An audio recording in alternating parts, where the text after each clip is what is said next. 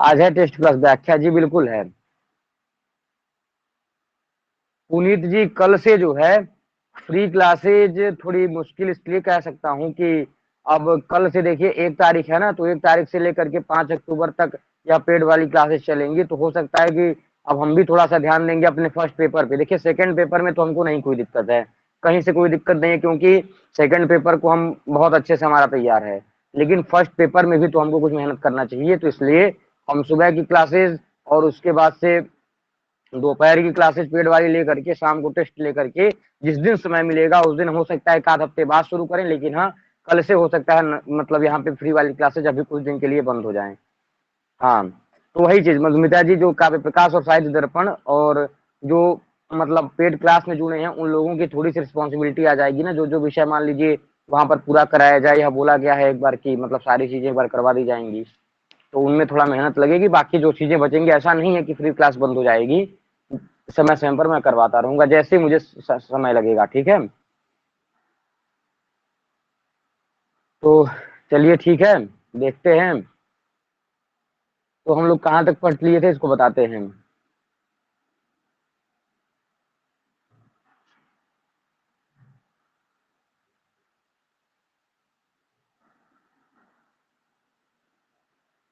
तो हम लोग जिन आप लोग कमेंट करिएगा कि यह सारा श्लोक हम लोग देख चुके थे।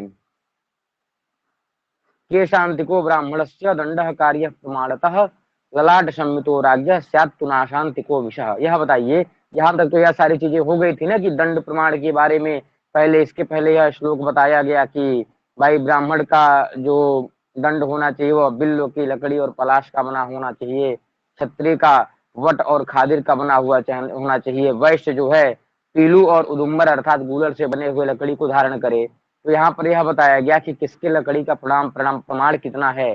तो ब्राह्मण जो दंड धारण करे ना, ब्रह्मचारियों को दंड धारण का विधान दिया गया है। तो ब्रह्मचारी लोग जो मतलब ब्रह्मचारियों में जो ब्राह्मण ब्रह्मचारी होंगे वह केशांतिक अर्थात अपने बालों तक, मतलब जितना उनके सिर का बाल है ना उतना बड़ा डंडा जो है अपने बाल तक की लंबाई वाले डंडे को धारण करेंगे। केशांतिक मतलब बाल तक, ललाट सम्मितो राज्य मस्तक तक, मतलब अपने मस्तक तक के डंडे को, अपने मस्तक तक के दंड को कौन धारण करेगा, तो क्षत्रिय ब्रह्मचारी धारण करेगा। और शायद तुम नाशांति को, विषय नाशांतिक कहते हैं नासिका के, नासिका तक जो है विषय अर्थात वैश्य जो है उस उतना जो है अपना दंड धारण किया रहेगा, ठीक है। यह बात है, तो यह सबको समझ में आ गया। ये शांतिका ब्राह्मणस्य दंडः कार्यः प्रमाणतः ललाट सम्मितो राज्य स्यात्तु नाशांतिको विषः। तो यहाँ पर यह सारी चीजें हो गई थी ना, एक बार बताइए तो। आयुष्यम प्रांगमुखो भुंक्ते यशस्य यशस्यम दक्षिणामुख श्रियम प्रत्यगमुखो भुंक्ते ऋतम ऋतम भुंक्ते हृदंमुख। तो यहाँ पर एक ट्रिक भी बताया था मैं आपको, पूर्व पश्चिम उत्तर दक्षिण, अगर यह याद हो तो आप आलस से याद रख लीजिए। आ ल आधा स और य, ठीक है। आलस से याद रखेंगे तो पूरब से हो जाएगा आयुष्य, पश्चिम से लक्ष्मी, और आधा स से उत्तर में हो जाएगा सत्य, और यह से हो जाएगा यश दक्षिण में खाने से। तो अगर यह पूरा पश्चिम उत्तर दक्षिण सबको याद ही है, आपको एक शब्द याद रखना है आलस्य। अगर यह शब्द याद है तो आप अपना काम कर सकते हैं, ठीक है। आलस्य। 1 मिनट रुकिए तो।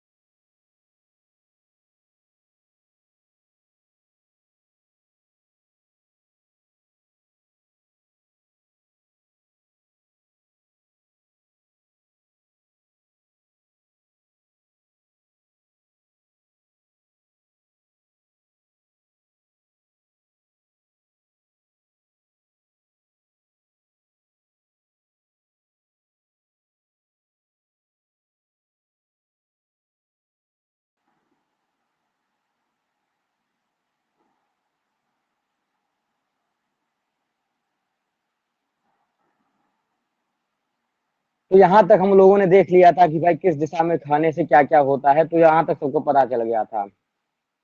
आयुष्यम प्रांगमुखो भुंक्ते यशस्यम दक्षिणामुखः श्रियम प्रत्यंगमुखो भुंक्ते ऋतम भुक्ते हुदंगमुख। आयुष्यम प्रांगमुखो भुंक्ते, भाई आयुष्य की कामना है तो प्रांगमुख मतलब पूरब की तरफ मुख करके खाएं। यशस्यम दक्षिणामुख, भाई यश की कामना है तो दक्षिण की तरफ मुख करके खाएं। श्रियम प्रत्यंगमुखो भुंक्ते, लक्ष्मी चाहिए तो पश्चिम की ओर मुख खाएं। और ऋतम भुंक्ते हृदंगमुख, अगर सत्य की कामना है तो आप उत्तर की तरफ जो है मुख करें। तो यहाँ पर कहने का मतलब यह था, इतना ज्यादा आपको याद करने से यह याद रखना है, पेपर में आ सकता है ना कि भाई किस तरफ दिशा में खाने से क्या मिलता है। तो यह 4 दिशाएं हो गई, पूर्व पश्चिम उत्तर दक्षिण। इसके लिए एक ट्रिक याद कर लीजिए। आलस्य, आलस्य जानते हैं ना, एक आलस्य नाम का शब्द याद रख लीजिए। पूरब से समझ लीजिए आयुष्य मतलब आयु, पश्चिम से श्री मतलब लक्ष्मी, उत्तर से ऋत मतलब सत्य, और दक्षिण से यश हो गया। यही यह जो है मिलान कर लेंगे, आपका काम बन जाएगा, यह श्लोक समझने की जरूरत नहीं पड़ेगी। पूरब से आ से मतलब यह सारी चीजें, ठीक है। अब देखिए यहाँ से हम लोगों को पढ़ना था ना, तो देखिए यहाँ पर क्या है। अनारोग्यम अनायुष्यम अस्वर्ग्यम चाति भोजनम अपूर्णम लोक विद्विष्टम तस्मात् तत्परिवर्जयेत। अब श्लोक में यह बताया जा रहा है, एक बार यह पेपर में पूछा गया था यह प्रश्न कि अति भोजनम मतलब यह सब किसके लक्षण है, तो अति भोजन से क्या क्या होता है। होते हैं ना कुछ लोग जैसे शर्त लगाकर खाना खाने वाले होते हैं कि 20 मिनट के अंदर 40 समोसा कौन खा लेगा, तो उन लोगों के लिए यह बात बताई गई है कि अनारोग्यम अनायुष्यम अस्वर्ग्यम चाति भोजनम अपुण्यम अपुण्यम लोक विद्विष्टम तस्मात् तत्परिवर्जयेत। फेसबुक पे देख रहे थे, कोई एक पंजाब में कोई रेस्टोरेंट था, वहां पे यह बताया जा रहा था कि वह मोमोज बना रहा था, तो यह शर्त लगाता है कि जो 20 मिनट के अंदर मतलब 20 मोमोज को खा लेगा, 20 नहीं 10 मिनट के अंदर, तो उसको 2000 रुपया कैश दिया जाएगा, 2100। एक आता है और वह खा के चला जाता है, उनको मुंह बना देते हैं जब 2100 रुपया देना पड़ जाता है, तो आप खूब बड़ा बड़ा मोमोज बनाते ताकि वह खा ना पाए। तो यहाँ पे बताई जा रहा है, यहाँ पे यह बताया जा रहा है, पानी पूरी खाने की वे स्पर्धा लगाते हैं। पानी पूरी पानी पूरी, अच्छा पानी पूरी। सुबह की पीडीएफ नहीं मिली गुरुजी। वेदांत सार वाली वैभव जी, अभी कल ही तो कोई डाला था ग्रुप में वेदांत सार वाली पीडीएफ, तीनों की तीनों डाला गया था वैभव जी। चलिए आप एक बार फाइल्स में चेक किया करिए, सब मिलता है। चलिए आगे चलते हैं। तो यहाँ पर बताया जा रहा है अति भोजनम मतलब अधिक भोजन करने से क्या है। वही जो मैं पढ़ाया हूँ वही पीडीएफ जो अभी कल ही कोई डाल दिया था, अरे वो पहले से पढ़ा हुआ था। पानी पूरी यानी गोलगप्पे जी जानता हूँ, पानी पूरी जानता हूँ। जो पानी लिखा है ना पानी, वह थोड़ा सा मतलब पानी बोला जाता है ना, पानी को बहुत लोग बोलते हैं, इसलिए बताता हूँ। चलिए, अति भोजनम मतलब ज्यादा भोजन करने से क्या होता है, कहते हैं अनारोग्यम। अनारोग्यम भाई आप स्वस्थ नहीं रहेंगे, बीमारी घेरी रहेगी। और अनायुष्यम मतलब आपकी उम्र कम होती है। और अस्वर्गम मतलब बीमारियों का घर मिल जाता है, पुण्य आपके कर्म होते हैं। और क्या होता है अपुण्यम, भाई पुण्य की आपकी हानि होगी। और क्या होता है लोक विद्विष्टम, यहाँ तक नहीं सीमित है। लोक विद्विष्टम मतलब लोग आपसे मतलब ऐसे आपके पीछे बात करने लगेंगे। विद्विष्टम लोग आपसे, जो संसारिक लोग हैं वो आपसे द्वेष करने लगेंगे, अरे बहुत बड़ा कब्बून आ गया, इस तरह से अलग अलग नामों से बुलाने लगेंगे, है कि नहीं। अति भोजनम, देखिए ज्यादा भोजन करने का क्या क्या घाट मतलब हानियां हैं। अनारोग्यम भाई आप स्वस्थ नहीं रह सकते हैं। अनायुष्यम मतलब आपकी उम्र भी कम होगी। उम्र भी कम होती भाई, जितना खाएंगे उतना ज्यादा आपके अंदर की मशीन काम करेगी, और धीरे धीरे वह मशीन उतना ही पुरानी होती जाएगी और मर जाएंगे जल्दी। और अस्वर्गीयम मतलब आप जो है क्या हो जाएगा, अस्वर्गीयम अर्थात आपको दुख मतलब ज्यादा मिलेगा। और पुण्यम अर्थात जो है पुण्य की भी हानि होती है। और लोक विद्विष्टम, और लोक आपसे द्वेष करने लगता है। तस्मात् तत्परिवर्जयेत, इसलिए ज्यादा भोजन करना बंद कर देना चाहिए। यूट्यूब पे चैनल भी होता है, ज्यादा खा के डालते हैं वीडियो, जी बिल्कुल डालते होंगे। हाँ, तो यह सबको समझ में आ गया होगा। अब देखिए कुछ यहाँ से कुछ इंपॉर्टेंट टॉपिक है उसको देखिएगा। यहाँ पे यह बताया जा रहा है कि ब्राह्मण विप्रस्तीर्थेन नित्य कालम उपस्पृशेत कार्यत त्रैदशिकाभ्याम वा न पितृण कदाचन। यहाँ पे एक बात बताई जा रही है कि भाई ब्राह्मण को आचमन कहाँ से करना चाहिए। ईटिंग चैलेंज, जी सुनंदा जी, ब्राह्मण को आचमन कहाँ से करना चाहिए, तो उसके लिए बताया जा रहा है कि ब्राह्मणेन विप्र तीर्थेन, ब्राह्मण विप्रस्तीर्थेन, बार या तो वह ब्रह्म तीर्थ से आचमन करे, या फिर जो है काय कहते हैं प्रजापति को, या फिर वह प्रजापति तीर्थ से करे, या फिर विप्र मतलब देव तीर्थ से वह आचमन करे। ब्राह्मण को 3 जगह से आचमन करना चाहिए। कहाँ से, एक समझ लीजिए प्रजापति तीर्थ से, दूसरा जो है ब्रह्म तीर्थ से या फिर देव तीर्थ से आचमन करना चाहिए। न पितृण कदाचन, पितृ तीर्थ से उसको कभी भी आचमन नहीं करना चाहिए। तो आपके मन में एक जिज्ञासा होगी कि यह सारे तीर्थ हाथ में होते कहाँ हैं, ब्रह्म तीर्थ कहाँ होते हैं, प्रजापति तीर्थ कहाँ होते हैं, और यह जो एक बचा देव तीर्थ आखिर होता कहाँ है। जब जानेंगे तब तो पितृ तीर्थ पे आचमन नहीं करेंगे, जब जानते ही नहीं तो कहाँ से कर लेंगे। तो यहाँ पर यह बताया जा रहा है ब्राह्मण विप्रस्थ तीर्थ है न नित्य कालम उपस्पृशेत, नित्य काल कहाँ से आचमन करना चाहिए। तो यह तीन चीजें याद रख लीजिए, ब्रह्म तीर्थ, देव तीर्थ और प्रजापति तीर्थ, तीन जगहों से ब्राह्मण को आचमन करना चाहिए और न पितृण कदाचन, पितृ तीर्थ से आचमन नहीं करना चाहिए। अब यहाँ पर बताते हैं, तीनों तीर्थ होते कहाँ हैं इस श्लोक में। अब यहाँ बताया गया कि अंगुष्ठ मूलस्य तले ब्राह्मण तीर्थम प्रचक्षते, काय मंगुली मूले गे दैवम पित्रम तयोरथ। अब यहाँ बता रहे हैं अंगुष्ठ मूलस्य तले, मतलब अंगुली, अंगूठा जो होता है हमारे 5 उंगलियों में जो अंगूठा है, तो अंगुष्ठ मूलस्य, अंगूठे के नीचे वाला जो हिस्सा है, मतलब अंगूठे के मूल में क्या होता है, ब्राह्मण तीर्थम प्रचक्षते। मान लीजिए यह अंगूठा है, यह मान लीजिए यह एक अंगूठा बना दिए हम, तो यहाँ पर मान लीजिए यह हाथ है, मान लीजिए बना नहीं पा रहे हैं, तो यहाँ पर जैसे जो सबसे नीचे वाला भाग होगा ना, वह ब्रह्म तीर्थ के अंतर्गत आता है। ठीक है, यह मान लीजिए हाथ हो गया पूरा। अब यहाँ पर हाथ हो गया, तो यह जो अंगूठा है इसके जस्ट नीचे वाला जगह जो होता है वाह वाह मत करिए, सही नहीं बना है, तो यहाँ जो सबसे नीचे बना है यह जो है ब्रह्म तीर्थ होता है। ठीक है, चलिए हटा दे रहे हैं। अंगुष्ठ अंगुष्ठ मूलस्य तले ब्राह्मण तीर्थम प्रचक्षते, अंगूठा था वहीं पर। अंगूठे के मूल में क्या होता है, ब्रह्म तीर्थ होता है। कायम अंगुली मूल ग्रेन। अब यहाँ पर प्रजापति तीर्थ कहाँ होता है ना, इसको जान लीजिए। कायम अंगुली मूले, मतलब कनिष्ठिका उंगली के मूल में क्या होता है, प्रजापति तीर्थ होता है। बना दिया, आप ही बना दिया गुरु जी। चलिए, अंगूठे के मूल में देखिए, याद कर लीजिए, चलिए कुछ देर बाद हंसिएगा। कायम अंगुली मूले, अर्थात जो है कनिष्ठिका उंगली के मूल में प्रजापति तीर्थ होता है। देखिए 5 उंगलियां हैं, तो जो यह अंगूठा है इसके तल में जो है यहाँ पे ब्रह्म तीर्थ हो जाएगा, और यह सबसे छोटी जो उंगली है ना, इसके तीर्थ में क्या हो जाएगा, इसके तीर्थ में हो जाएगा आपका यह प्रजापति तीर्थ। यह 2 चीजें याद रखिए। देखिए हाँ, तो यहाँ पे देखिए एस के मौर्य जी ने लिख दिया है, तो जो सबसे अंगूठा है उसके जस्ट नीचे क्या हो जाएगा, प्रजापति तीर्थ। और सबसे लास्ट वाले जो कनिष्ठा उंगली है, सबसे छोटी जो उंगली होती है, कायम अंगुली, काय को ही, काय तीर्थ को ही प्रजापति तीर्थ कहते हैं। तो अंगुली मूली अर्थात सबसे नीचे वाली, सबसे अंतिम वाली अंगुली के मूल में क्या होता है, प्रजापति तीर्थ होता है। इसी को हम काय तीर्थ भी कहते हैं। और अग्रे, अग्रे से क्या समझ लेंगे कि इसी उंगली के जो आगे वाला भाग रहता है, जैसे मान लीजिए यह कनिष्ठिका उंगली है, तो इसके तो मूल में यह हो गया आपका क्या, इसके मूल में आपका हो गया प्रजापति तीर्थ, लेकिन इसके आगे वाले जो भाग होते हैं ना, उसमें क्या होता है, देव तीर्थ होता है। अग्रे दैवम, इसके आगे देव तीर्थ होता है।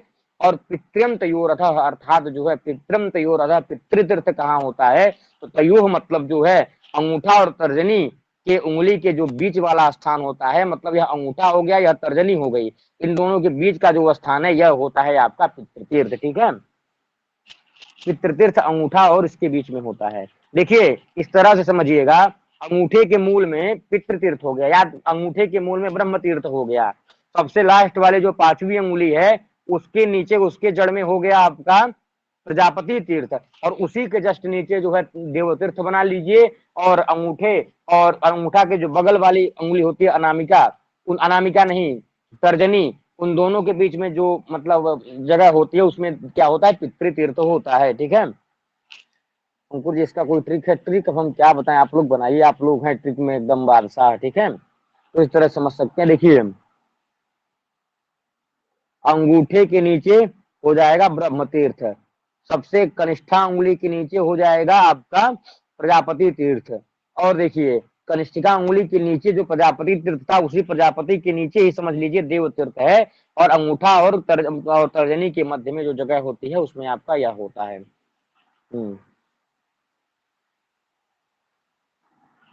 देखिए फोटो भेजा गया है जी, बहुत अच्छा किए।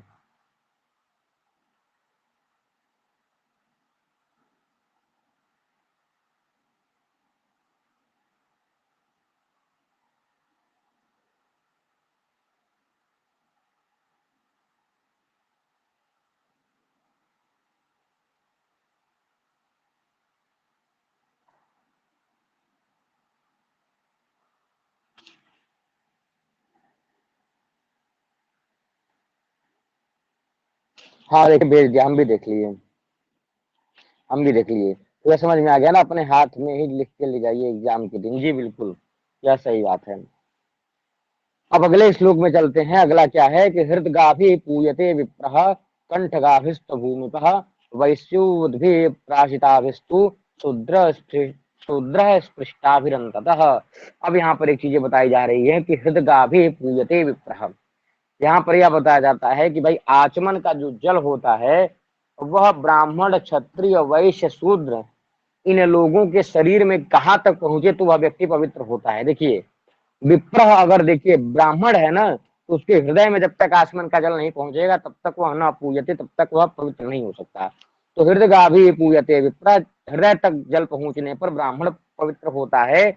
और कंठ गाभिस्तु भूमि पर, गले तक जल पहुंचने पर क्षत्रिय पवित्र होता है। वैश्यो अदभि प्राशिताभिस्तु, वैश्य जो होता है उसके मुख में जल चला जाए तो वह पवित्र हो जाता है। और शूद्र स्पृष्टाभिरंततः, शूद्र आचमन के जल को छू भर मात्र लेना वह पवित्र हो जाता है। ठीक है, ब्राह्मण के हृदय में जाना चाहिए, क्षत्रिय के गले में, वैश्य के मुख में, और शूद्र जो है छू भर ले तो वह आचमन का जल पवित्र हो जाता है। ठीक है, यह चीजें समझ में आ गई कि नहीं। हृदगाभि पूयते विप्रः कंठगाभिस्तु भूमिपः वैश्यो अद्भि प्राशिताभिस्तु शूद्र स्पृष्टाभिरंततः। यह समझ में आ गया ना। आगे चलते हैं। आगे क्या कहते हैं कि उद्धते दक्षिणे पाणु उपवीति इति उच्यते द्विजः सभ्ये प्राचीन आवीति निवीति कंठ सज्जने। अब यहाँ पर बताया जा रहा है उद्धते दक्षिणे, अर्थात जो है अगर दक्षिणे मतलब दाहिने हाथ से अगर आप अपना यज्ञोपवीत निकाल करके बाएं हाथ पे रख रहे हैं तो उद्धते दक्षिणे पाणु उपवीति इति उच्यते द्विजः। अगर आप जो है दाहिने हाथ का जनेऊ अपना दाहिने मतलब दाहिने हाथ से अपना आप उपनयन निकाल लिए, यज्ञोपवीत जनेऊ निकाल करके आप जो है बाएं हाथ पे रखते हैं तो उसको हम क्या कहते हैं, उपवीति, उसको उपवीति कहा जाता है। ठीक है, ब्राह्मण क्षत्रिय वैश्य शूद्र अगर दाहिने हाथ से अपना उपनयन निकाल करके यज्ञोपवीत निकाल करके तो वह उपवीति कहलाता है, अगर वह बाएं हाथ पे रख ले। ठीक है, और सभ्य प्राचीन आवीति, अगर क्या करे वह जो बाएं हाथ पे रखा था वही अपने दाएं हाथ पे रख ले तो उसको आवीति कहते हैं। और वही जो जनेऊ, वही जो यज्ञोपवीत निकला है कंठ सज्जने, अगर वह गले में धारण कर ले तो वह निवीति कहलाता है। यह थोड़ा इंपॉर्टेंट है, एक एक शब्द अलग अलग है इसलिए समझ जाइएगा ना कि दाहिने हाथ से बाएं हाथ पे रखेगा तो वह उपवीति होगा, और फिर दाहिने हाथ पे रख लिया तो वह हो जाएगा आवीति, और जब गले में लपेट लेगा तो हो जाएगा निवीति। यह समझ में आ गया होगा सबको। ब्राह्मण क्षत्रिय वैश्य शूद्र सबके लिए है। अब यहाँ पे बताया जाता है केशांत संस्कार किसका कब करना चाहिए। तो कहते हैं केशांत षोडशे वर्षे ब्राह्मणस्य विधीयते। बहुत ही इंपॉर्टेंट प्रश्न है कि पूछा जाता है ना कि ब्राह्मणस्य केशांत संस्कार कस्मिन् वर्षे विधीयते, ब्राह्मण का केशांत संस्कार कब करना चाहिए। तो षोडशे वर्षे, 16वें वर्ष तक ब्राह्मण का केशांत करिए। और राजन्य बंधुर द्वाविंश, भाई राजबंधु, राजबंधु अर्थात क्षत्रिय कुल का अगर व्यक्ति हो तो 22वें वर्ष में उसका केशांत संस्कार कर दीजिए। और वैश्य से, अगर वैश्य का लड़का है तो 2 अधिक, इसी 22 में 2 और जोड़ दीजिए, 2 और अधिक मान लीजिए तो 24। तो 16, 22, 24। ठीक है, 16, 22, 24 है, याद रखिए। 16वें में ब्राह्मण का केशांत हो जाना चाहिए, 22वें में क्षत्रिय का, और 24वें में वैश्य का हो जाना चाहिए। ठीक है, अब देखिए यहाँ पर बताया जाता है कि भाई गुरु के पास जाकर के किस तरह से अध्ययन करना चाहिए और किस तरह से प्रणाम करना चाहिए, यह थोड़ा जान लीजिएगा। व्यत्यस्त पाणिना कार्यम उपसंग्रहणम गुरु, उपसंग्रहणम कार्यम, अर्थात जो है कार्य प्रारंभ करने से पहले व्यत्यस्त पाणिना, दोनों हाथों को जोड़ करके, ब्रह्मांजलि को मतलब दोनों हाथों जोड़ करके, हाथ जोड़ करके गुरु मतलब गुरु को प्रणाम करना चाहिए। ठीक है, मतलब पहले ब्रह्मांजलि प्रणाम करे गुरु जी को, पहले कार्य शुरू हो मतलब अध्ययन का शुरुआत हो या फिर अध्ययन का अंत हो तो गुरु को जो है हाथ जोड़ करके प्रणाम करना चाहिए। और क्या करना चाहिए, सभ्येन सभ्य स्पृष्टव्यो, सभ्येन सभ्य स्पृष्टव्यो। देखिए सभ्य मतलब ना अलग अलग जगह कहीं दाहिना कहीं बायां लिखा रहता है। तो सभ्येन सभ्य स्पृष्टव्य मतलब गुरु, मान लीजिए आपके सामने या गुरु खड़े हैं तो आप क्या करिए, अपने दाहिने हाथ से उनका दाहिना पैर और अपने बाएं हाथ से उनका जो है बायां हाथ, मतलब बायां हाथ कह रहा हूँ, बायां पैर पकड़ना चाहिए। ठीक है, इस तरह से प्रणाम करना चाहिए।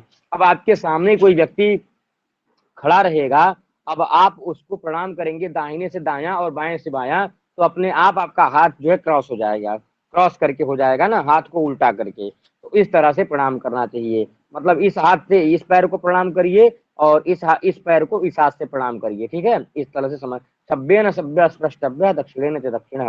अब देखिए गुरु विद्या प्रारंभ करने के पहले किस तरह से क्या बोले और कैसे विद्या गुरु को पढ़ानी चाहिए।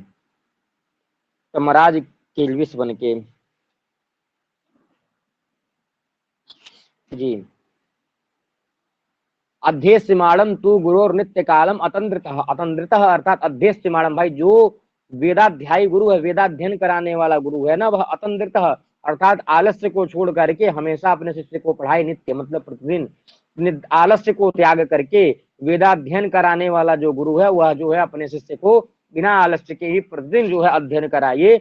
और क्या करे, अधीष्व भो, शुरुआत में ही बोल दे अधीष्व भो अर्थात आओ पढ़ो, इस तरह का उच्चारण करे। और इति ब्रूयात और विरामो अस्तु इति चारमेत, और अंतिम में क्या बोले कि चारमेत, भाई अस्तु, भाई अब पर्याप्त हो गया, चारमेत जाओ आराम करो, इस तरह से अंतिम में बोले। शुरू में बोले अधीष्व भो, भाई आओ पढ़ो, और अंतिम में बोले कि चारमेत अब जाओ आराम कर लो। इस तरह से गुरु का होना चाहिए कि भाई वह निद्रा तंद्रा को छोड़ करके नित्य नियमित भाव से अपने शिष्य को पढ़ाए और शुरू में अधीष्व भो का उच्चारण करे और अंतिम में कहे आराम कर लो।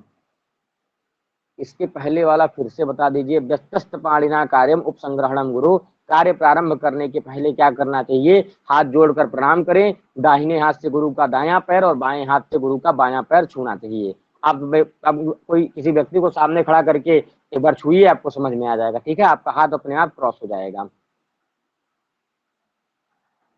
हम्म, अब आप भी आज से स्टार्ट कर दो, ठीक है, हम करेंगे, आपको भी बोलते जाओ भैया जी।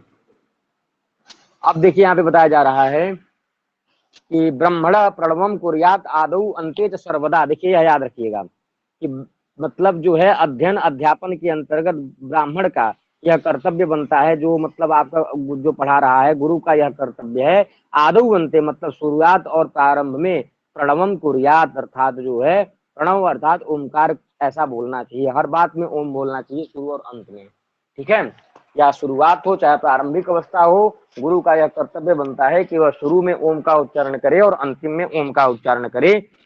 और ऐसा नहीं करने पर क्या होता है, स्रवति अनुकृतम, स्रवति मतलब अनुकृतम अर्थात अगर आप ओम का उच्चारण नहीं कर रहे हैं तो पूर्वम मतलब जो आप पहले पढ़े हैं और परस्ताश्च जो कुछ भी पढ़ेंगे वह सब क्या हो जाएगा, विशीर्यति स्रवति मतलब वह सब क्या हो जाएगा, भूल जाता है, ठीक है, वह स्मृति से विशीर्यति विलीन हो जाता है और जो कुछ भी पढ़ा है पूर्व वह स्रवति वह जो है वह हट जाता है, डिलीट हो जाता है।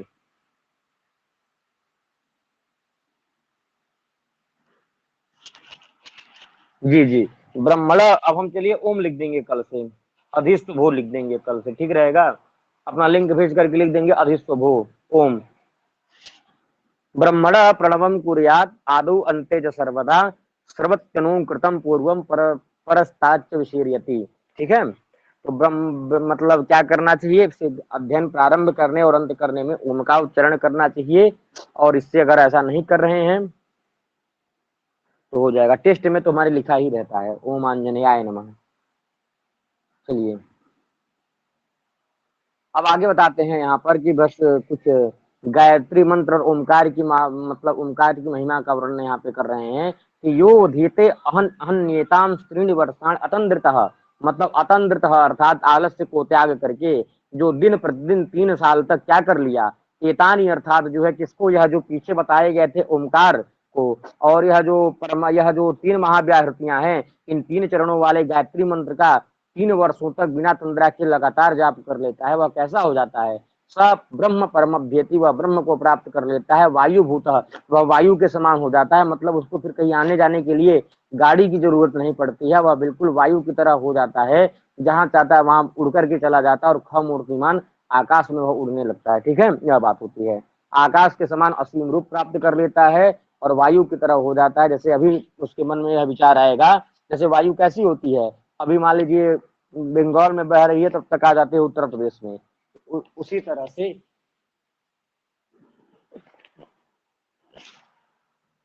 उसी उसी तरह से यह भी होता है, जो व्यक्ति 3 साल तक यह काम कर लेता है ना, यो अधीते अहन्यन एता स्त्रीण वर्षाण तंद्रतः स ब्रह्म परमभ्येति वायु भूतः खमूर्तिमान। जी बिल्कुल, क्या समझ में आ गया ना।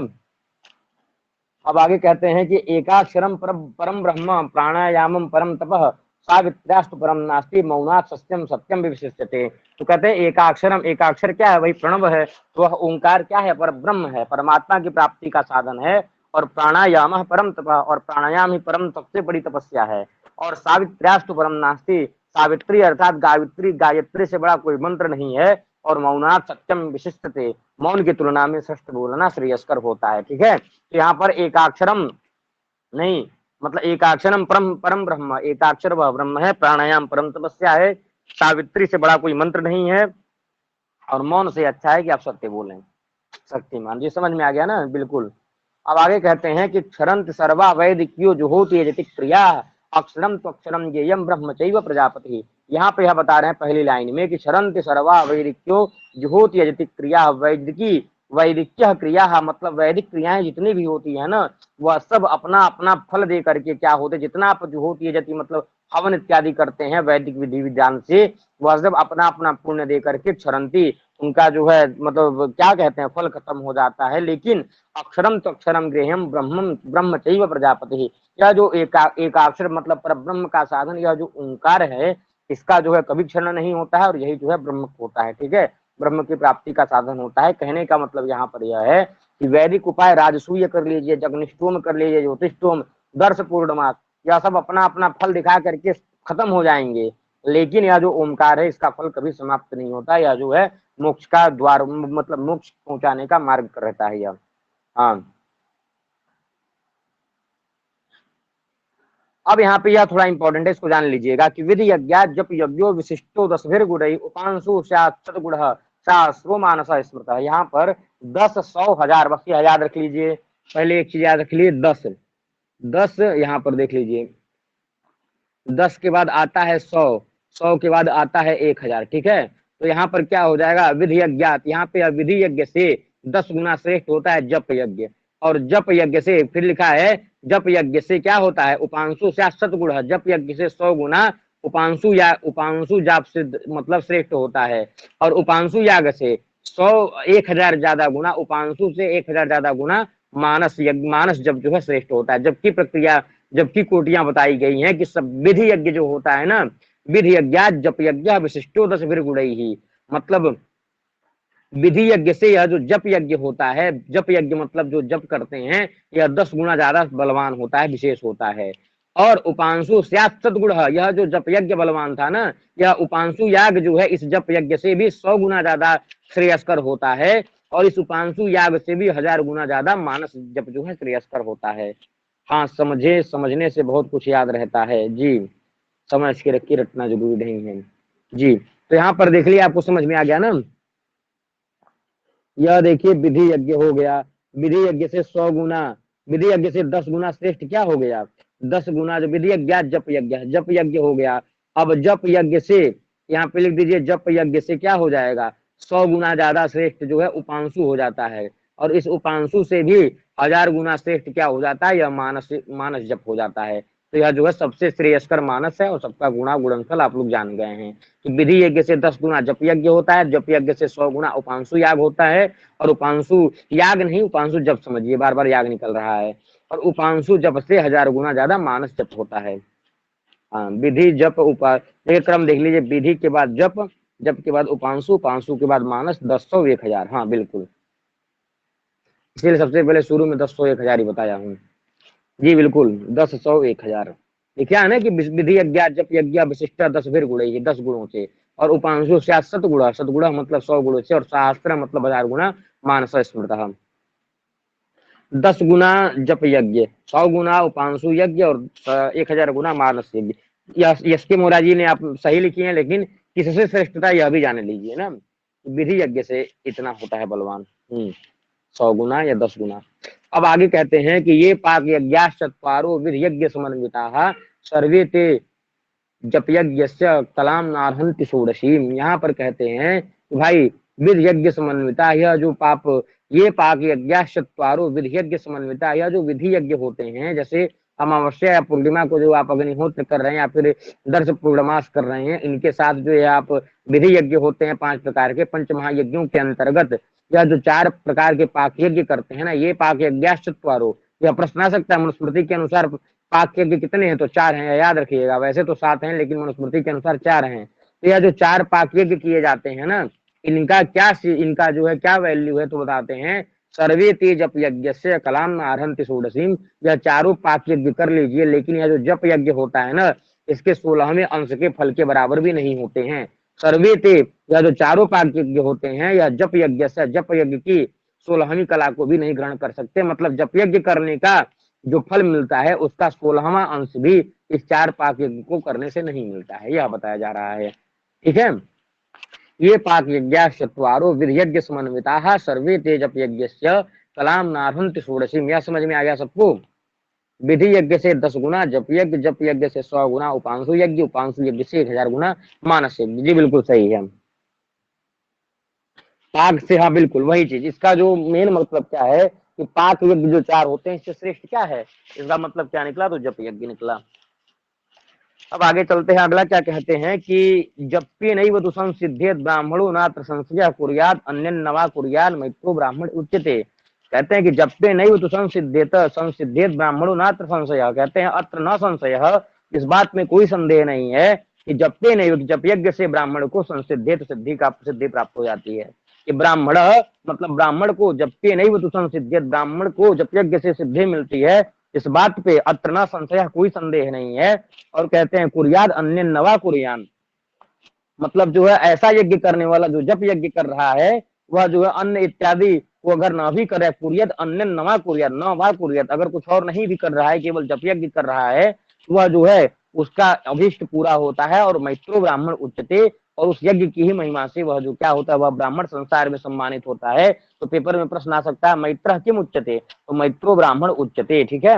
जप यज्ञ कोई व्यक्ति अगर कर रहा है तो उसको क्या कहेंगे, जप यज्ञ करने वाला व्यक्ति अगर कुछ भी ना करे तब भी उसको फल निश्चित तौर पे मिलेगा। अभी थोड़े से और श्लोक बताता हूँ ना, जितना चल पाए उतना चलेंगे। आगे कहते हैं कि श्रुत्वा स्पृष्ट्वा स्पृष्ट्वा च दृष्ट्वा च भुक्त्वा घ्रात्वा च यो नरः। यह प्रश्न आ सकता है कि मनुस्मृति के अनुसार जितेंद्रिय का लक्षण क्या है, तो कहते हैं कि श्रुत्वा स्पृष्ट्वा च दृष्ट्वा च भुक्त्वा घ्रात्वा च यो नरः न हृष्यति ग्लायति वा स विज्ञेयो जितेंद्रिय। सुनने, श्रुत्वा मतलब सुन करके, मतलब कुछ लोग होते हैं ना कि बहुत तारीफ सुन करके खुश हो जाते हैं, और कोई कहीं गाली सुन जाए तो क्रोधित हो जाते हैं। तो जिसको गाली सुनने में कोई इंटरेस्ट नहीं है, जिसको कोई बहुत तारीफ कर रहा है तब भी वह जो है बहुत प्रसन्न नहीं हो रहा है। स्पृष्टवा मतलब जो है छूना होता है, कि मतलब कोई बहुत मुलायम चीज छूने पर जो आनंद मिलता है, या फिर जो बहुत कठोर चीज छूने पर अजीब लगता है।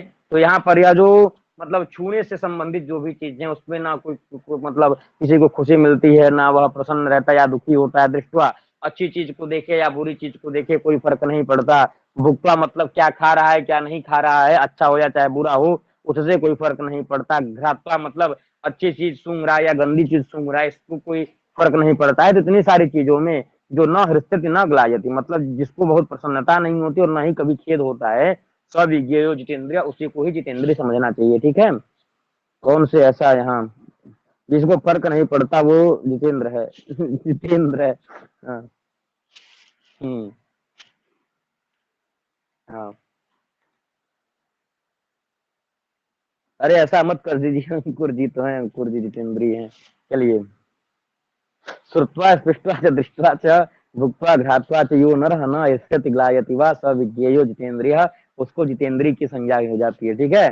सुनने में से मतलब छूने में, देखने में, खाने पीने में, सूंघने में, जिसको ना कोई प्रसन्नता है ना कोई खुशी है, जिसको कोई ना प्रसन्नता होती है, मतलब दुखी भी नहीं होता और वो प्रसन्न भी नहीं होता है, उसको जितेंद्रिय समझना चाहिए। ठीक है। यह समझ, इसका मतलब ये है। अब आगे कहते हैं कि पूर्वाम संध्यान जपस्तिष्ठेत सावित्री मार्ग दर्शनार्थ। कहते हैं पूर्वाम मतलब सुबह की जो संध्या कैसी करनी चाहिए, तो कहते हैं पूर्वाम संध्याम जपस्तिष्ठेत, एक पैर पे खड़े होकर के, अर्क दर्शनार्थ मतलब उषा काल में आप एक पैर पे खड़े होकर के जब तक अर्क दर्शनार्थ, सूर्य का दर्शन नहीं हो जाता है, सूर्योदय नहीं हो जाता है, तब तक आपको गायत्री मंत्र का जाप करना चाहिए। ठीक है। सभी भाव में एक समान, बिल्कुल यही चीज है। कहते हैं जीतानी इंद्रियाण ये नशा, इंद्रिय कहा जाता है ना जिसने अपने इंद्रियों पर विजय पा ली है। इंद्रियां ही विषय के वश में वशीभूत होकर के कान को जो चीज सुनना है, कोई गाली दे देता है तो बुरा लग जाता है। तो यह सारी चीजें जो सभी भावों में एक समान जो होता है। तो पूर्वाम संध्याम जपस्तिष्ठेत, मतलब सुबह की जो संध्या होती है उषा काल में एक पैर पे खड़े होकर के अर्क दर्शना, जब तक सूर्य का दर्शन नहीं हो जाता है तब तक संध्या करनी चाहिए। और पश्चिमाम तो समासेता सम्यक वृक्ष विभावनाथ, और सायंकाल की संध्या जब तक वृक्ष विभावनाथ, जब सूर्यास्त हो जाए और उसके बाद जब तक तारे न दिखाई देने लगे आकाश में तब तक संध्या करनी चाहिए। ठीक है, बहुब्रीहि समास, बिल्कुल हाँ। तो सुबह की संध्या उषा काल में एक पैर पे खड़े हो जाइए और जब तक सूर्योदय न हो तब तक गायत्री मंत्र का जाप करिए। और सायंकाल की संध्या में जब सूर्यास्त होता है तो उस समय आप क्या करिए, सूर्यास्त के समय गायत्री मंत्र का जाप करना शुरू करिए, और जब तारे दिखने लगे आकाश में तब आपको जो है क्या करना है, अपना गायत्री मंत्र खत्म करना है। परशुराम जी को बोलते हैं जितेंद्रिय, फिर भी जब गुस्सा होते हैं तो अच्छे से प्रसाद देते हैं। ठीक, बिल्कुल, जाम दग्नो जितेंद्रिय। अब संध्या करनी कहाँ चाहिए यह जान लीजिए। अपाम समीपे नियतो नैत्येकम विधिमासदा सावित्रीम अप्यधीत गत्वारण्यम समाहितः, अर्थात कहते हैं कि भाई कुल मिला के इसमें यह बताया गया है, अपाम समीपे नियता, जल के समीप जाकर के प्रतिदिन जो है क्या करना चाहिए, विधिमास्ता, विधि पूर्वक ब्राह्मण को क्या करना चाहिए, वहां पे संध्योपासन करना चाहिए। और सावित्रीम अप्यधीत, वहां पर गायत्री मंत्र का जाप करे। यह सारी चीजें, अरण्य के पास कोई सरोवर हो तो यहाँ यह सारी चीजें करनी चाहिए एकांत में। ठीक है, बिल्कुल रश्मि जी, बहुत ही गूढ़ बातें लिखी हुई हैं। ब्राह्मण को संध्या उपासन अरण्य में जाकर के, क्या अपाम समीप, अरण्य में कोई सरोवर हो, जंगल में किसी तालाब के किनारे जाकर के विधि पूर्वक जो है संध्या करनी चाहिए और वहां पे गायत्री मंत्र का जाप करना चाहिए। ठीक है, अब आगे बताते हैं। नैतेके नास्तेन ध्यानो ब्रह्म सत्रम स्मृतम ब्रह्माहुति हुतम पुण्यम अनध्याय वसट कृतम। अब यहाँ पे एक बात आ रही है, यह जो संध्योपासन होता है यह सब ब्रह्म ब्रह्म यज्ञ के अंतर्गत आता है। तो कुछ ऐसे समय चलते हैं जिनको अनध्यान काल कहलाता है। अनध्यान काल उसको कहते हैं जिसमें आपको अध्ययन नहीं करना है। सूतक पड़ गया, मान लीजिए त्रयोदशी पड़ गई, तो ऐसी स्थिति में यह सारी चीजें अनध्यान काल होती हैं। तो अनध्यान काल के अंतर्गत नैत्य के नास्तेन ध्यानो, अनध्यान काल का समय जब चल रहा हो तो ऐसी स्थिति में यह सारी चीजें आप करेंगे कि नहीं करेंगे, तो कहते हैं ब्रह्म सत्रम, या जो ब्रह्म यज्ञ है ना इसको करना चाहिए। और ब्रह्माहुति हुतम, ब्रह्मा को आहुति दे करके क्या करना चाहिए, वसट कृतम, वसट का उच्चारण करते, मतलब अनध्यान काल में भी आप संध्योपासन नहीं छोड़ेंगे, वसट करके, मतलब ब्रह्मा को आहुति दे करके वसट का उच्चारण करके आप अपना यह सारा जो है दैनिक दिनचर्या संध्योपासन वगैरह कर सकते हैं। ठीक है, गायत्री जप इत्यादि समझ में आ गया। क्योंकि अनध्यान काल में बहुत लोग कहते हैं कि नहीं करना चाहिए, यहाँ पे साफ साफ लिखा है कि अनध्यान काल में आप ब्रह्म यज्ञ अपना कर सकते हैं। अनध्यान काल उसको कहते हैं कि जैसे होता है ना कि बहुत ऐसा समय आता है जिसमें विद्यार्थी नहीं पढ़ते हैं, जैसे त्रयोदशी को विद्यार्थी नहीं पढ़ते हैं, अष्टमी को, प्रतिपदा को, तो यह सब अनध्यान काल होते हैं। हाँ, लेकिन नित्य कर्म या जो संध्योपासन वगैरह यह सारी चीजें करनी चाहिए। ठीक है, यह हिंदी लिखा हुआ है, पढ़ लेंगे। अब यहाँ पे बता रहे हैं कि भाई 10 लोग जो होते हैं ना वही ज्ञान देने वाले होते हैं। तो कहते हैं आचार्य पुत्र, आचार्य का पुत्र ज्ञान देने वाला होता है। तो कहते हैं आचार्य पुत्र शुश्रूषुर ज्ञान दो धार्मिक सुशी आपता शक्तोर्थतः साधु स्वाध्यायो स्वाध्याप्यो दश धर्मतः। कहते हैं आचार्य पुत्र, आचार्य का पुत्र होना चाहिए। शुश्रूषु मतलब जो है सेवा करने वाला, पुराना सेवक जो है। ज्ञानदह मतलब ज्ञान, ज्ञानवान, ज्ञान देने वाला। अध्यापक है। धार्मिक मतलब जो धर्म का आचरण करने वाला, धर्मात्मा व्यक्ति। शुचि मतलब पवित्र व्यक्ति। आपता मतलब जो सत्य बोलने वाला है। सत्ता मतलब जो समर्थ पुरुष है। अर्थदा मतलब जो क्या करे, धन या आजीविका देने वाला हो। साधु अर्थात जिसका व्यवहार परोपकार करने वाला हो, सद्भाव आचरण हो। धर्मता मतलब जो है जो भलाई चाहने वाला सुजातीय हो। स्वधर्मता अर्थात सुजातीय हो। ऐसे 10 लोग जो है ज्ञान दे सकते हैं। अष्टमी चतुर्दशी अमापमा प्रतिपदा को अध्ययन नहीं करते। अष्टमी चतुर्दशी अमापमा, अमा मतलब अमावस्या और पमा मतलब पूर्णिमा। क्या अमापमा का क्या मतलब है? अष्टमी चतुर्दशी, हम तो जानते हैं प्रतिपदा अष्टमी को, प्रतिपदा अष्टमी त्रयोदशी, चतुर्दशी भी लिखा है। त्रयोदशी गुरुहंताचे ऐसे करके कारिका भी आती है। तो होगा कुछ हम आचार्य पुत्र शुश्रूषुर ज्ञान दो धार्मिका शुचि, नहीं कुछ उसको होगा उसका मतलब अमापम्मा का मतलब। ठीक है, वही अमावस्या से संबंधित चीजें होंगी। आचार्य पुत्र मतलब जो आचार्य का पुत्र है। शुश्रूषु मतलब जो सत्कार करने वाला, सेवा करने वाला पुराना शिक्षक है। ज्ञानदा मतलब ज्ञान देने वाला। धार्मिका मतलब धर्मात्मा व्यक्ति, सुचि मतलब पवित्र व्यक्ति, आपता मतलब सत्य बोलने वाला, शक्ता मतलब जो समर्थ हो, अर्थदा मतलब भाई जो ज्ञान दे, आपको आजीविका भी दे दे, साधु मतलब जिसका जो है व्यवहार बड़े अच्छा हो, और स्वधर्मतः अपने धर्म का पालन करने वाला परोपकारी व्यक्ति हो। यही 10 जो है ज्ञान देने के अधिकारी होते हैं, शिक्षा धर्म धर्म शिक्षा देने के योग्य होते हैं। अब आगे कहा जा रहा है कि ना पृष्ठ कस्यचित् ब्रूयात् न च अन्यायेन पृच्छतः जानन अपि हि मेधावी जड़वल लोकमाचरित। कहते हैं ना पृष्ठ कस्यचित् ब्रूयात्, आप कितने भी बड़े विद्वान हैं, कितने भी बड़े 30 मार्का हैं, लेकिन जब तक कोई पूछे ना तब तक अपने ज्ञान का प्रदर्शन नहीं करना चाहिए। और न च अन्यायेन पृच्छतः, कोई आपसे जबरदस्ती कर रहा है। हाँ, अमावस्या पूर्णिमा बोला नहीं हूँ। अमापमा गुरुहंती, देखिए लिखा गया, अमापमा गुरुहंती शिष्य हंती चतुर्दशी अष्टम्याम देवरहंते प्रतिपदाम पाठ नाशयति। इतने दिन में पाठ नहीं करना चाहिए, आपके पाठ का नाश हो जाएगा। ठीक है, तो अमापमा मतलब हो जाएगा अमावस्या और पूर्णिमा। अब समझ में आ गया ना। तो ना पृष्ठ कस्यचित ब्रूयाद, ना पृष्ठ कस्यचित ब्रूयाद, जब तक कोई आपसे कुछ पूछे ना तब तक आपको कुछ बोलना नहीं चाहिए।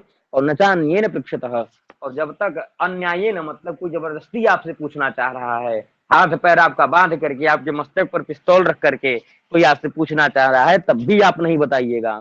और जानन अपि ही मेधावी, सब कुछ जानते हुए भी मेधावी कहते हैं जो विद्वान व्यक्ति होता है, मेधावी अर्थात जो है जो हर ज्ञान से युक्त है, मेधावी व्यक्ति को सब कुछ जानते हुए भी जड़वत लोग आचरित, इस संसार में जड़वत मतलब मूर्ख के समान आचरण करना चाहिए।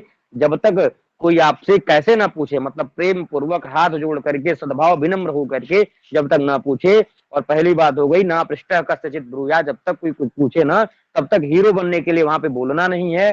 और न च अन्यायेन पृच्छतः, और कोई व्यक्ति अन्याय पूर्वक आपसे पूछना चाह रहा है, जबरदस्ती आपसे पूछ रहा है, हाथ पैर बांध के पूछ रहा है, धमकी देकर पूछ रहा है, तब भी वहां नहीं बोलना है।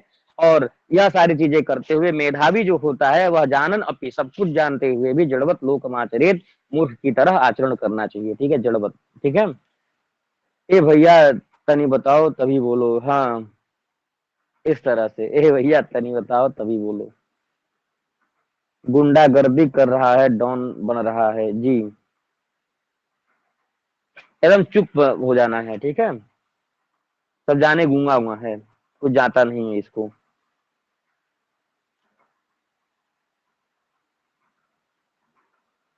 अगला है कि धर्मार्थो यत्र न स्याताम शुश्रूषा वापि तद्विधा तत्र विद्या न वक्तव्या शुभम बीजमिवो शरे। अब यहाँ पे बताते हैं कि धर्मार्थो यत्र न स्याताम, जिस शिष्य के पास न धर्म है न अर्थ। धर्म अर्थ का मतलब यह है कि न वह जो है अपने गुरु के प्रति श्रद्धा रखता है, और न अर्थ मतलब जो है ना गुरु को कुछ दक्षिणा वगैरह देता है। तो ऐसी स्थिति में धर्मार्थो यत्र न स्याताम शुश्रूषा वापि तद्विधा, या फिर गुरु के प्रति सेवा का भी भाव नहीं है, तो ऐसे तत्र विद्या न वक्तव्य, ऐसे शिष्य को विद्या नहीं देनी चाहिए। यह किस तरह का हो जाता है, तो कहते हैं यह ऐसे विद्यार्थी किस तरह के मतलब कैसे कैसे होते हैं, तो कहते हैं शुभम बीज मिमोशरे, जिस तरह से शुभम बीज, बीज बहुत अच्छा हो, और उसरे अर्थात ऊसर भूमि पर आप कितना भी अच्छा बीज डाल देंगे वहां पर फसल नहीं उग सकती। उसी तरह से जिस बालक के अंतर्गत, जिस विद्यार्थी के अंतर्गत क्या है, यह धर्म नहीं है, सद्भाव का आचरण नहीं है, या फिर अर्थ नहीं है, या फिर शुश्रूषा, गुरु के प्रति शुश्रूषा नहीं है, तो वहां पर आपकी विद्या निष्फल हो जाएगी। ठीक है, कोई गाल पर चटकू लगा के पूछे तब जो है क्या करना, आप भी पटकू मार दीजिएगा एक। धर्मार्थो यत्र न स्याताम शुश्रूषा वापि तद्विधा तत्र विद्या न वक्तव्या शुभम बीज मिवोशरे। यहाँ पे यह समझ गए ना कि धर्म अर्थ जिसके अंतर्गत ना हो, जो शुश्रूषा गुरु की सेवा ना कर रहा हो, तो ऐसी स्थिति में क्या करें, इन लोगों को विद्या नहीं बोलनी चाहिए। और इस तरह से ऐसे विद्या निष्फल हो जाती है इन लोगों को दी हुई विद्या। जैसे बीज कितना भी अच्छा हो, अगर भूमि खराब है तो वहां फसल नहीं उग सकती। ठीक है, इसी तरह से भाई हर जगह मिलता है, नीति वाक्य है कि गुरु से विद्या किस तरह से मिलती है, तो कहते हैं कि गुरु शुश्रूषया विद्या पुष्कलेन धनेन वा, गुरु को शुश्रूषया मतलब सेवा करके, पुष्कलेन धनेन वा या फिर धन इत्यादि दे करके विद्या ली जा सकती है, या फिर अथवा विद्या विद्या, या फिर आप इतने ही विद्वान हो कि आपको गुरु की जरूरत ना पड़े, चतुर्थान्नोपलभ्यते, फिर चौथा कोई उपाय नहीं है। ठीक है, इस तरह से होता है। अथवा विद्या विद्या, तो धर्मार्थो यत्नस्याताम शुश्रूषा वा तद्विधा तत्र विद्या न वक्तव्या शुभम बीजमिवोशरे। क्या समझ में आ गया। अब अंतिम श्लोक है, यहाँ पर कहते हैं कि विद्या ब्राह्मण में त्याह श्रेवधिष्ठे स्मिरक्षमाम असूयकाय माम मा दास तथा श्याम वीरवत्तमा। क्या एक बार अनीता जी बार बताइए। वह तो हमको लगता है कि पूरे प्रकरण का सबसे आसान श्लोक था, उसको फिर से एक बार बता दें। यहाँ पर तो सिर्फ यही बताया जा रहा है ना कि धर्मार्थो व्यत्रनस्याताम शुश्रूषा वा विधा। भाई जिसके पास धर्म अर्थ सेवा नहीं है, जिस विद्यार्थी के पास भाई धर्माचरण नहीं है, मतलब आचरण ही उसका बेकार है, आपसे पढ़ रहा है कोई विषय और जाकर के कुछ खराब काम कर रहा है, जाके कुछ और भी कर रहा है, तो ऐसी स्थिति में और अर्थव मतलब जिसके पास धन नहीं है, धन से यह समझ सकते हैं कि गुरु दक्षिणा पर गुरु के प्रति सद्व्यवहार नहीं कर रहा है, गुरु पूर्णिमा के दिन शुश्रूषा गुरु के प्रति सेवा का भाव नहीं है, धर्म का आचरण नहीं है, आपसे मुंह पर पड़ रहा है, बाद में आपको गरिया दे रहा है, तो यह सारी जो लक्षण होते हैं कि गुरु की निंदा भी कर रहा है और उन्हीं से पढ़ भी रहा है, तो ऐसे लोगों को नहीं पढ़ाना चाहिए। तो शुभम बीज मिवोशरे, यहाँ पे अभिकथन और कारण के रूप में यह प्रश्न आ सकते हैं कि यहाँ पर शुभम बीजम उशरे यथा न मतलब विनश्यति, जैसे अभिकथन दे दिया गया कि शुभ बीज भी जो है उसर भूमि पर नाशवान हो जाता है, इसी तरह से जिसके पास धर्म अर्थ नहीं है वहां पर भी विद्या आपकी नाश हो जाती है, तो दोनों का दोनों सही हो जाएगा। जो अंदर करे दक्षिणा ना दे, जो अनादर करे दक्षिणा ना दे, निंदा करे उससे उसका ज्ञान व्यर्थ है, उसे नहीं पढ़ना चाहिए, उसको पढ़ाना ही नहीं चाहिए। और शुभम बीज मिवोशरे, वह जो है निष्फल हो जाता है किसकी तरह, बीज कितना भी अच्छा हो ऊसर भूमि पर, ऊसर भूमि मतलब बंजर भूमि पर, बंजर भूमि पर आप धान का बहुत अच्छा जाकर के बीज ला के लगा दीजिए और निकले ही ना, तो उसमें किसकी गलती है, धान की थोड़ी गलती है, बीज की गलती है ना। उसी तरह से आप दुनिया भर का पढ़ा दिए, जब उसका धर्माचरण है ही नहीं, वह गलत काम ही करेगा, आपसे पढ़ेगा जो है वेदांत पढ़ेगा और जा करके मतलब कुछ और ही कर लेगा, तो ऐसी स्थिति में आपकी सेवा नहीं करेगा, आपसे पढ़ेगा मनुस्मृति धर्मशास्त्र पढ़ेगा और जाकर घर अपने माता पिता को पीट देगा, तो उसका क्या मतलब है, कुछ फर्क पड़ रहा है नहीं ना। तो यह बात होती है। धर्मार्थो यत्नस्याताम शुश्रूषा वा तद्विधा तत्र विद्या न वक्तव्या शुभम बीज मिमुषरे। और अंतिम यह जो है कहते हैं कि विद्या ब्राह्मण में त्याह सेवधिष्ठेष निरक्षमाम असूयकाय मामा दास तथा श्याम वीर्यवत्तमा। यहाँ पर एक अलंकारिक भाषा में बोला जा रहा है, फ्रेंड्स दक्षिणा दो और कल से सब मिलके पढ़ते हैं। तो कहते हैं विद्या ब्राह्मण में त्याह सेव अधिष्ठेश मिरक्षमाम, विद्या जो है ब्राह्मण के पास पहुंचती है और क्या कहती हैं, सेव अधिष्ठेश मिरक्षमाम, भाई मैं तुम्हारा खजाना हूँ, निधि हूँ, हमको भी मिलकर ही समझ में आया है। विद्या ब्राह्मण में त्याह, विद्या ने जो है, विद्या जो है अर्थात विद्या की देवी सरस्वती जो है ब्राह्मण में त्याह, ब्राह्मण के पास जाकर के बोलती है सेव अधिष्ठेश मिरक्षमाम, भाई मैं तुम्हारा निधि हूँ, मैं तुम्हारा खजाना हूँ, मेरी रक्षा करो।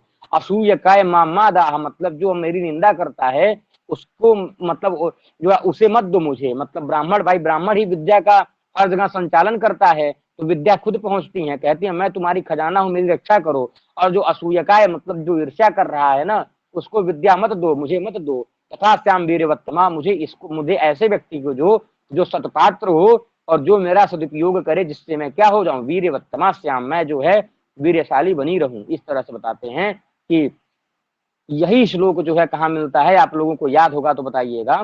यही श्लोक जो है आप निरुक्त में पढ़े होंगे, कहाँ पढ़े होंगे, निरुक्त में पढ़े होंगे, कि निरुक्त के प्रथम अध्याय के अंतिम में आप लोग पढ़े होंगे। कुछ दूसरे शब्दों में यह श्लोक लिखा गया है कि विद्या हवई ब्राह्मण मा जगाम गोपाय माम सेवधिष्ठे हमस्मी, कि विद्या हवई ब्राह्मण मा जगाम, विद्या ब्राह्मण के पास जाकर बोलती है कि गोपाय माम सेव अधिष्ठमस्मी, तुम मेरे रक्षक हो, मेरी रक्षा करो, मैं तुम्हारा खजाना हूँ। असूय कानमा रिजवो यथाया, मुझे भाई जो मेरी निंदा कर रहा है, जो कुटिल नीति वाला है, उसको मत दो।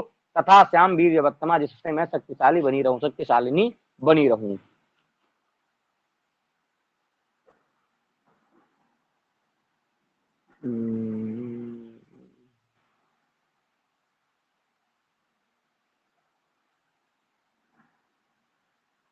और आपको इतने सारे श्लोक कैसे याद रहता है? अरे मनुस्मृति निरुक्त में लिखा था ना, इसी तरह का श्लोक है, कुछ शब्द ही बदले हैं, तो नहीं बस अब यहीं तक रहने देते हैं।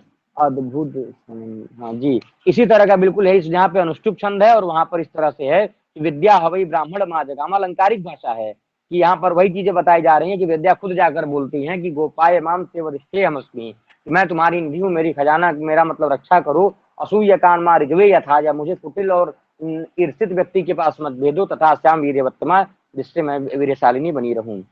जी अभी और होगा प्रीति जी, अभी कहाँ कंप्लीट हुआ, मनुस्मृति ऐसे मत कंप्लीट करिए, अच्छे से पढ़ लीजिए, यहाँ से 3 क्वेश्चन निश्चित आएंगे, अभी है कोई, अभी श्लोक बचे हुए हैं, ठीक है। बहुत बहुत धन्यवाद वैभव जी। मनुस्मृति कंप्लीट होगा, और अरे सर जी पहले की मेहनत का घरा राज्य है खत्म हो गया टेस्ट।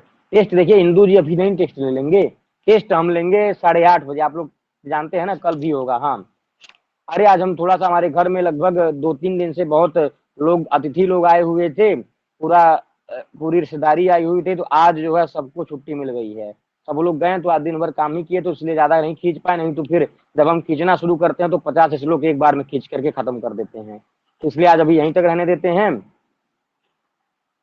और एक बात आपको बता देते हैं कि आज रात को 8:30 पर 30 क्वेश्चन दर्शन के सामान्य परिचय से, 80 क्वेश्चन वेदांत सार से रहेंगे। आप लोग 8:30 टेस्ट दीजिए और 9:30 पर उसकी व्याख्या होगी, और नहीं 9:30 नहीं 9:45 पर 75 मिनट का समय, मतलब 75 मिनट का टेस्ट होगा ना, और 9:50 पे उसकी व्याख्या होगी 9:45 पे। और कल से यह सारी कक्षाएं जो है पेड वाली क्लास में चलेंगी, ठीक है, चाहे वह सुबह की रिवीजन क्लास हो चाहे कुछ भी हो, तो जो लोग जुड़ना चाहते हैं वो लोग जुड़ सकते हैं।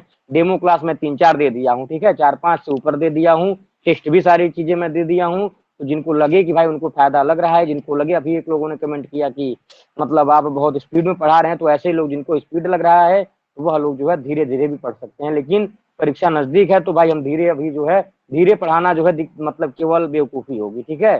धीरे पढ़ाएंगे, एक चीज को हम समझाएंगे जब 1.5 घंटे में, उसी से 100 प्रश्न थोड़ी आएंगे, आपको पूरा यूनिट पढ़ना है। आप 10% अगर 10 यूनिट का पढ़ लेते हैं वह ज्यादा आपको फायदा करेगा। आप अर्थ संग्रह का शास्त्रार्थ तैयार कर लेते हैं, वह आपको फायदा नहीं करेगा, ठीक है।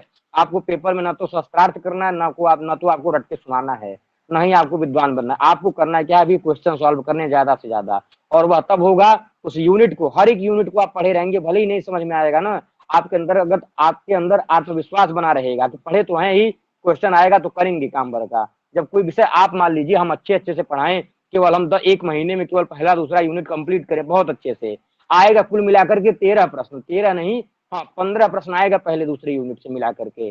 मान के चलिए अधिक से अधिक पहले दूसरे यूनिट से 20 क्वेश्चन आ गया, तो 20 क्वेश्चन से आपका कुछ होगा, ऐसा तो है नहीं। अरे आपको इस तरह से पढ़ना पड़ेगा कि हर यूनिट पे आपका कमांड बना रहे, जितना आपको प्रश्न आते हैं अंदर, मतलब सामान्य परिचय से लेकर के, अब बताइए हम क्या सामान्य परिचय ही करवाते हैं, सामान्य से लेकर विशिष्ट सारी चीजों को सरल बनाने का हम काम करते हैं। कठिन भी विषय में बता देते हैं, आप यह चीजें ले लीजिए, तो यह सारी चीजें करते रहिए। 2 बार वीडियो, अभी सबकी पढ़ाई हो गई, वही चीज ना अश्विनी जी, आनंद ग्रुप नए ग्रुप में हमें जोड़ दिया क्या? आनंद जी आप रिक्वेस्ट भेजे हैं कि नहीं? अभी आपको तो, आप तो ऐड है ना उसमें, जो आप लोग ऐड, जो लोग, हाँ जो लोग नहीं ऐड है वो लोग मैसेज करें भाई, जो लोगों को, जो लोग एक बार अप्रूवल किए हैं तो वो एक बार मैसेज करें कि हमको ऐड कर लीजिए, ठीक है, तब ऐड किया जाएगा। ऐसे सब लोग 38 लोगों का रिक्वेस्ट पेंडिंग में पड़ा है, कोई मैसेज ही नहीं कर रहा है। हाँ